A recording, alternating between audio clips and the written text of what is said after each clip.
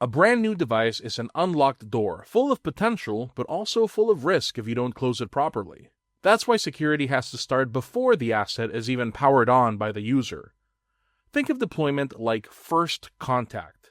It's your first and best opportunity to lock down the device, encrypt sensitive data, prevent unauthorized access, and ensure compliance with policies or regulations like GDPR, HIPAA, ISO, etc. Here are some security controls to build into your deployment process. Endpoint protection. Install antivirus and anti-malware. Set up EDR and XDR agents. Ensure real-time protection is enabled. Encryption. Enable full disk encryption, BitLocker, FileVault, etc. Require complex passwords and screen locks. Enforce multi-factor authentication for sign-in. Review a few deployed laptops. Are all of them encrypted? If not, create a checklist item that makes this mandatory before handoff. Compliance automation.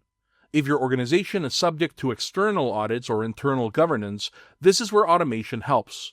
Use configuration management tools like SCCM, Intune, or Jamf. Set group policies and log settings remotely. Automatically push compliance configurations during setup. Audit trails. Keep logs of who deployed the device, when it was activated, what security controls were confirmed, and who received it. If something goes wrong after, you'll want that paper trail. Action steps for you. Add a security section to your asset deployment checklist. Spot check 5 deployed devices. Are all your baseline protections in place? If you don't already track deployment logs, start with a simple shared doc.